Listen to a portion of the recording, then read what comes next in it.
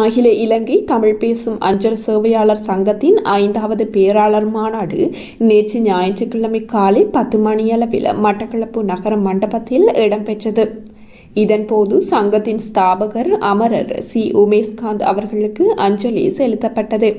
இந்நிகழ்விற்கு பிரதம அதிதியாக கிழக்கு மாகாண பிரதி அஞ்சல் மா அதிபர் HMAG திலகரட்ன கலந்து கொண்டார் மற்றும் மட்டக்களப்பு அஞ்சல் அத்தியட்சகர் எஸ் ஜெகன் அம்பாறை, பிரதம அஞ்சல் அதிபர் ULM பைசர், மட்டக்களப்பு பிரதம போதனாசிரியர் பி நரேந்திரன், மட்டக்களப்பு பிரதம அஞ்சல் அதிபர் M ஜெயரட்ன, அகில இலங்கை தமிழ் பேசும் அஞ்சல் சேவையாளர் சங்க தலைவர் MS சிவனேசராசா, UPTO மட்டக்களப்பு கிளை சங்க தலைவர் A சுகுமார் ஆகியோர் கலந்து கொண்டனர்.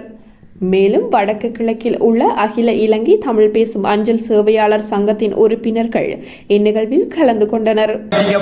அந்த நடவடிக்கை உமேஷ் இருக்கும் போது ஒரு காலடி வைக்கப்பட்டது. ஆனால் இன்னும் அது பூர்த்தி செய்யப்படவில்லை என நினைக்கிறேன். ஆனால் முயற்சி எடுத்தவர்கள் அது அடுத்தடுத்த வருடம் மேலும் அந்த மலையகத்து மக்களையும் தமிழ் பேசும் மக்களையும் இணைத்து இன்னும் பெரிய ஒரு வியாபித்த சங்கமாக இருந்தால் தான் உங்களது பொதுவான பிரச்சனைகளை தீர்த்துக் கொள்ள முடியதாக இருக்கும். சங்கம் என்ற ஒன்று ஒரு கட்டுக்கோப்பாக இயங்கினால் மாத்திரம்தான் உங்களது கோரிக்கைகளை நீங்கள் வெல்லக்கூடியவர்களாக இருப்பீர்கள். இன்று பேசிய பல உமேஷ் அவர்களுக்கும் இறக்குமுடியே தான் முதலில் ஆரம்பித்தது. அவர் அந்த நேரம் அஞ்சல் பயிற்சி நிர்வாகத்திலே தான் கடமையாற்றிக் கொண்டிருந்தார். உண்மையை அந்த உமேஷ் என்ற ஆளுமை நான் அவரை எனக்கு கீழ் பணிபுரிவராகவோ அல்லது என்னுடைய தரத்துக்கு கீழுள்ளவராகவோ நான் அவரை ஒரு நாள் கருதவில்லை. ஏனென்றால் அந்த ஆளுமையின் திறமைகளை நான் நன்கு அறிந்திருந்தேன் என்றபடியினால் நான் எந்த ஒரு ஈடுபாட்டையும் நான் அங்கு அவருடன் வைத்திருக்கவில்லை. நான் அவரை மரியாதையாகத்தான் அழைத்திருந்தேன். அடுத்த விடயம், அவர் ஒரு கௌரவமான குடும்பத்திலே பிறந்து வளர்ந்த ஒருவர். ஏதோ காலத்தின் கோலம் ஒவ்வொரு மனிதருக்கும் ஒவ்வொரு தலைவிதி இருந்திருக்கும்.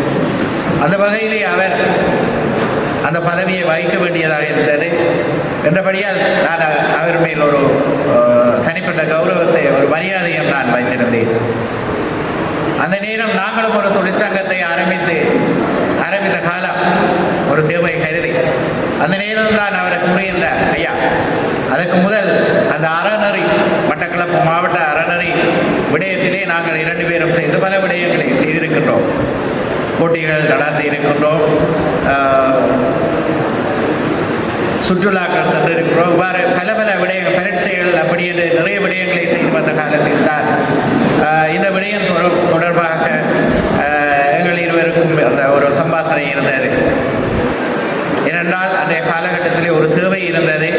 அதே நேரம் எங்களுக்கு அதற்கு ஒரு நல்ல உதாரணமாக எங்களுடைய திருவாளர் பைசரவையா அவர்கள் ஒரு பலமான ஒரு சங்கத்தை ஸ்தாபித்து வழிநடத்தி கொண்டிருந்தார். அந்த வகையில் எங்களுக்கு இவ்வாறான ஒரு சங்கம் தேவை என்ற ஒரு நிலைமை இருந்தது.